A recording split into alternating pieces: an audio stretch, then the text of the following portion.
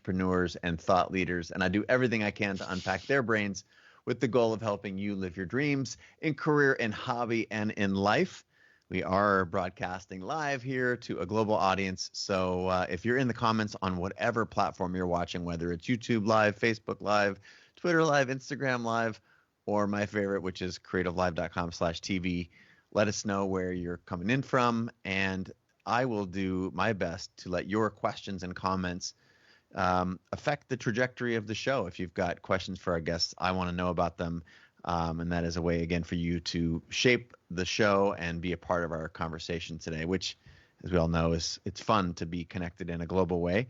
And I will stop talking here and get to the business, because I know you're not here for me. I know you're here for our guest today. And our guest, John Mackey, is the CEO and co-founder of Whole Foods Market. He's also the co-founder of the nonprofit Conscious Capitalism, the co-author of Conscious Capitalism, and most recently, one of the things we're going to be over-indexing on today, Conscious Leadership, Elevating Humanity Through Business, his new book. He's devoted his life to selling natural or organic foods. One of the first places in our country where we really saw organic foods hit scale was at Whole Foods, and he wants to build a better business model. September, this particular month of 2020, marks the 40th anniversary of opening the very first Whole Foods Market.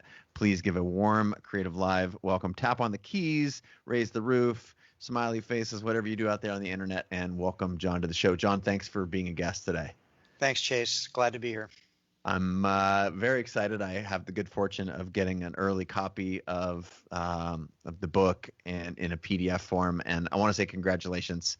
Great accomplishment. And if we need anything right now, dear God, we need leadership. So I don't know if this is the way books work. You've been working on it for a couple of years. Was this some vision that you had of needing to change the trajectory of our leadership, or why leadership? Well, when we published Conscious Capitalism back in 2013, so 7 years ago, but the 2 chapters we wrote on conscious leadership got a lot of feedback. Leaders wanted more of that. They wanted to be more conscious leaders themselves. They wanted more direction on how to do that. So it was kind of the next book that was kind of up that I felt like I needed to write. It's kind of a happy accident that it's being published at a time right now when we're in a very divided society, and the idea of more conscious leaders it's very timely in that sense. But that's just fortunate on our part. Well, as the saying goes, rather be lucky than good. That's perfect timing, and you happen to be good already. So, congrats. The thing that I've always appreciated about we've never spent time together before, but I've read your previous work, and what I've always admired about Whole Foods, and basically your work over 40 years. We just, as I acknowledged in the intro there, 40 years since the first store opened, is this understanding of purpose. And the crowd that's watching and listening to this right now, and I'm seeing comments coming in from all over the world. I'll recognize a few of you out there in the world. We got 7 or 9 countries already tuned in, but is the folks who are listening are creators and entrepreneurs, and in part they are free-spirited and they're individuals, and purpose is a really, really important concept for them. But I'm hoping you can help us understand what your purpose was in starting Whole Foods, and maybe through understanding the way it worked for you, we might inspire some folks to take that to heart for themselves. Sure. Let me maybe just give kind of the origin story of the company, and that'll talk about how I found my own purpose in life and with the business. So back when I was about 23 years old, I moved into this vegetarian co-op in Austin, Texas. And I was a student at the University of Texas, studying philosophy and religion and basically humanities in general. Got 120 hours of electives, no degree. I just took the classes I wanted to take. I moved into this vegetarian co-op. I wasn't a vegetarian, but I was very interested in all things counterculture. This is back in the middle 1970s. And I thought I'd meet really cool people in a vegetarian co-op, and I did. I met my girlfriend that I co-founded the business with, and I had my food awakening because I did become a vegetarian, and I learned about natural and organic foods, and I got really excited about them. The more I learned about them, the more excited I got. I became the food buyer for the co-op. Then I went to work for a small natural food store and learned the retailing business. And I remember coming home to the co-op one evening and just talking to my girlfriend, and I said, I had this crazy idea today. Renee, what do you think if you and I opened up our own store? And I don't know how my life might have been different if Renee had said, no, I don't want to do that. That's a terrible idea. Instead, she got super excited about it, and we launched on that adventure. And we opened up the first store. It was called Saferway. It was a very pure store. It was vegetarian, and it had we didn't sell alcohol or caffeine or sugar or white flour. We were just very, very pure, and we did almost no business.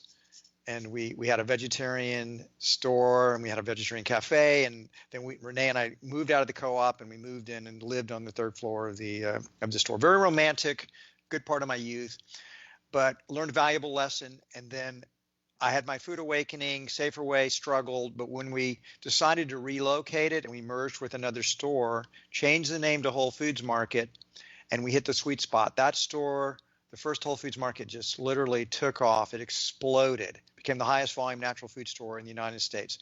And so people ask me if I had this grand design, whether I had this purpose. No, I followed my passion. I had this awakening about food. And in that awakening and in that discovery, I found purpose. This was something I really wanted to do. So, and the more I did it, the more I learned, the more excited I got. And one store led to two, because we had a flood that wiped us out, but we rebuilt, and we said, we got to do a second store, so this will never risk wiping us out again. And that was successful. And then we opened a third store.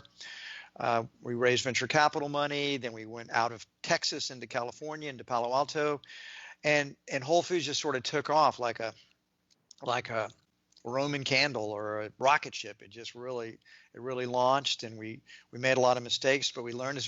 I think back on those early days with a great deal of nostalgia, partly because I was super young and having a time of my life, but the purpose came from following my passion.